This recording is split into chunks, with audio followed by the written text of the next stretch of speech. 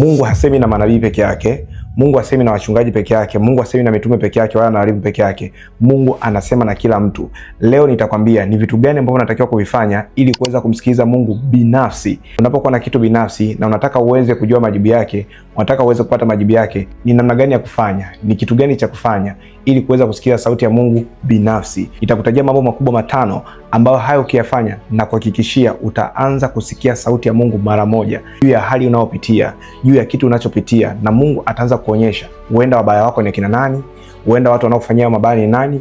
Mungu anaweza kuonyesha kupitia njia ya ndoto, kupitia namna yote ile. Na tazama video hii mpaka mwisho, kwa sababu mwishoni nitakuombea maombi ya kuweza kufungua macho yako na masikio yako ya kiroho ili uweze kuona katika ulimwengu wa kiroho na pia uweze kusikia Mungu anapoongea na wewe kupitia masikio yako ya kiroho. Sasa ninapokwenda kuonyesha ni vitu gani vya kufanya ili kuweza kusikia sauti ya Mungu, kama bado haujasubscribe channel yetu, unaweza ukasubscribe muda huu ili kipindi ninachokuletea mafundisho mapya uwe wa kwanza kuyapata. Na kama bado haujalike video hii, basi unaweza ukalike pale ulipo. Mungu akubariki sana. Jambo la kwanza la kufanya ili kuweza kusikia sauti ya Mungu kwa urahisi, jijengee utaratibu wa kuweza kufunga angalau mara moja kwa wiki. Sasa shida ya watu wengi ambao tuko hapa huwa hatufungi. Huwa tunakumbuka kufunga muda wa Kwaresma peke yake. Huwa tunakumbuka kufunga mwanzo wa mwaka ama mwishoni wa mwaka basi. Kufunga kuna udhoofisha mwili, na mwili wako unapokuwa unadhoofika, roho yako inakuwa ina nguvu zaidi katika ulimwengu wa kiroho. Ni rahisi sana Mungu anaposema na wewe kuweza kusikia kama unafunga.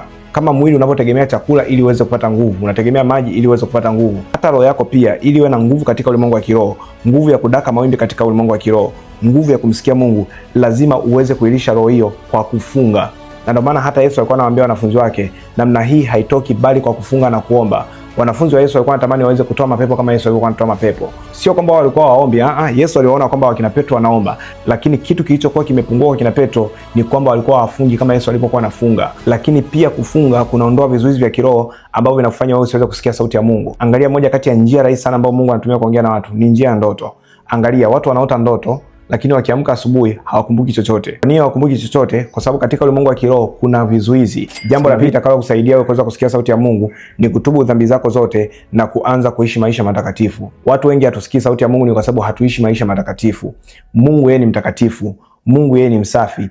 Ili wewe kuweza kusikia sauti yake, lazima wewe uweze kuwa msafi kwanza. Lazima wewe uweze kuwa mtakatifu. Unajua hakuna mahusiano pasipokuwa na mawasiliano, na ili uweze kuwasiliana na Mungu vizuri, lazima wewe uwe mtakatifu, lazima wewe uwe msafi, lazima uwe na tabia ya kutubu dhambi zako pale unapoona makosea, lazima uwe na tabia ya kuweza kujitakasa. Ubaya wa kuishi maisha yenye dhambi ni kwamba unaweza kuwa unajua ni Mungu anaongea, kumbe ni shetani anaongea na wewe. Sababu maandiko yanatuambia kuna muda ambao shetani huwa anakuja kama malaika wa nuru, lakini malaika wa giza. Shetani anaweza kana kuambia mambo ya watu ambao ni ya ukweli kabisa. Shida sio kuota ukweli, shida sio kusikia ukweli. Shida ni kwamba chanzo cha hiyo sauti ni nani? Hiyo sauti inatokea kwa nani?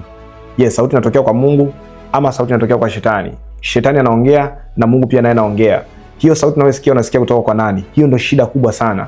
Kwa ukiwa hauishi maisha matakatifu, unaweza kuwa unajua ni Mungu anaongea na wewe, kumbe ni shetani anaongea na wewe. Na shetani anaweza kukutajia mpaka mchawi wako ni nani. Kitabu cha Isaya sura 59 na mstari wa 2 inasema, lakini maovu yenu yamewatenga pamoja na Bwana, naye ameficha uso wake hata siwaone. Unaona, unapokuwa na maovu, Mungu anaficha uso wake kwako, anakuwa hakuoni, anakuwa haongei na wewe, anakuwa hazungumzi na wewe. Kwa hiyo kitakacho kusaidia wewe kuweza kusikia kutoka kwa Mungu, jitahidi kuishi maisha matakatifu. Pale unapoona tu umekosea, mwambie Mungu, nimekosea sehemu fulani. Mungu, naomba unisaidie. Mungu, naomba unitakase.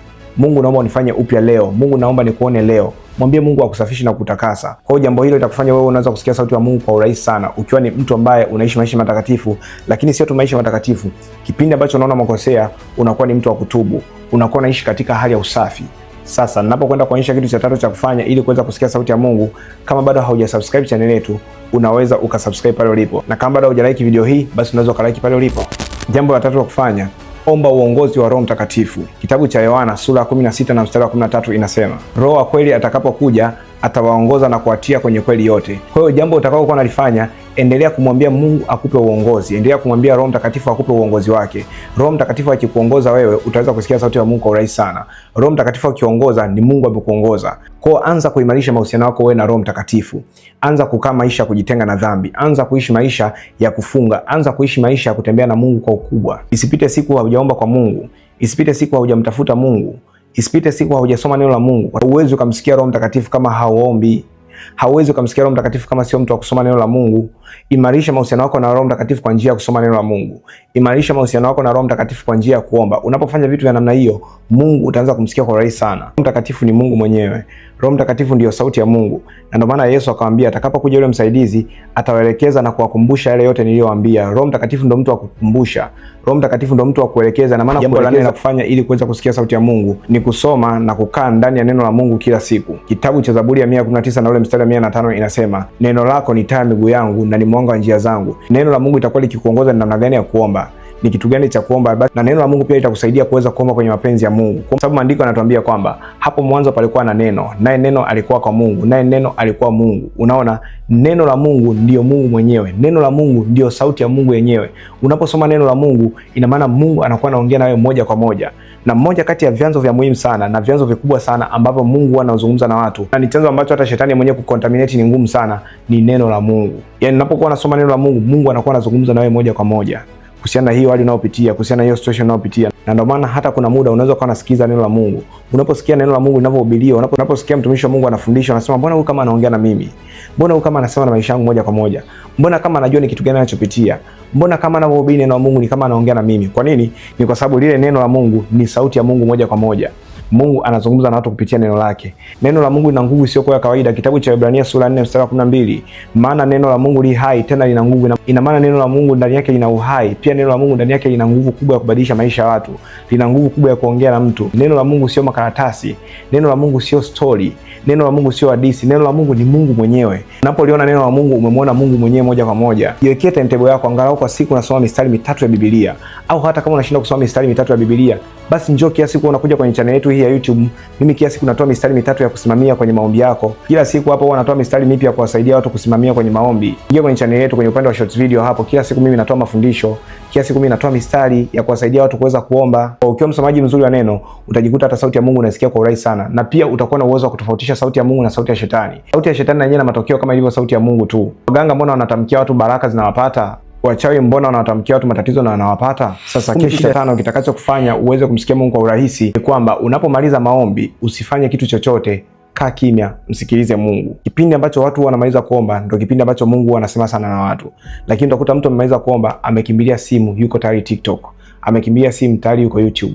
Mungu anakuwa anataka kuongea na wewe, lakini anashindwa kuongea na wewe kwa sababu baada ya kumaliza kuomba umekimbilia kufanya vitu vingine. Unapomaliza kuomba, tafuta quiet time, tafuta muda ambao unaweza kukaa kimya ukamsikiliza Mungu. Baada ya kumaliza kuomba, tulia, kaa kimya.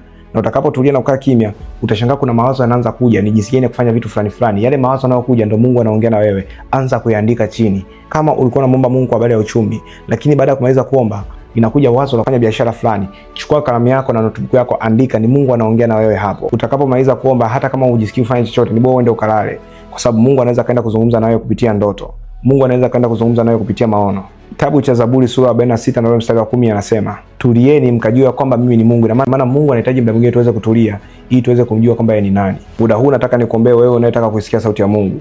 Wewe unayetaka Mungu aweze kufungua masikio yako. Wewe unayetaka Mungu aweze kufungua macho yako ya kiroho. Weka mkono wako kulia kwenye sikio lako la kulia, niweze kuombea ili Mungu aweze kufungua masikio yako ya kiroho.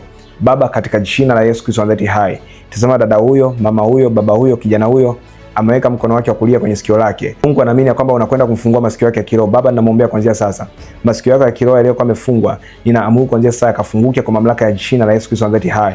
Baba, naomba ukaanze kuzungumza nao Bwana, wakapate kwanza kusikia sauti yako kwa njia ya neno lako, kwa njia ya ndoto, kwa njia ya maono, kwa njia ya watu wengine, kwa mamlaka ya jina la Yesu Kristo aliye hai. Baba, nafungua masikio yao ya kiroho kuanzia sasa. Baba, wakapate kwanza kusikia sauti yako kuanzia siku ya leo, kwa mamlaka ya jina la Yesu Kristo aliye hai. Amen. Kuna wengine mlikuwa hamuoti, lakini kupitia maombi haya mtaanza kuota tena. Kuna wengine mlikuwa mkiota ndoto zenu mnasahau, lakini kupitia maombi haya mtaanza kukumbuka tena ndoto zenu. Kupitia maombi haya utaanza kumsikia Mungu. Kupitia maombi haya utaanza kumuelewa Mungu. Kupitia maombi haya utaanza kupata maono pamoja na ndoto kuanzia leo. Kama mbarikiwa na unatamani kumtolea Mungu, basi unaweza kumtolea Mungu kupitia namba zetu za simu ambazo zinaonekana hapo kwenye screen yako. Lakini pia kama una shida binafsi unataka kuongea na mimi, unataka nikuombee, unaweza kuchukua namba zetu za simu ambazo zinaonekana upande wako wa chini wa kulia wa screen yako. Na kama umejifunza kitu kupitia video hii, basi niandikie pale kwenye comment section ya kwamba nimejifunza kitu. Na muda huu tumefikia mwisho wa video hii. Kama bado hujasubscribe channel yetu, unaweza ukasubscribe pale ulipo, ili kipindi ninachokuletea mafundisho mapya uwe wa kwanza kuyapata. Na kama bado hujalike video hii na imekubariki mpaka hapa tulipofika, basi unaweza ukalike mahali pale. Mungu akubariki sana. This is Apostle Deusi Sengo. Amen. Shalom. Peace.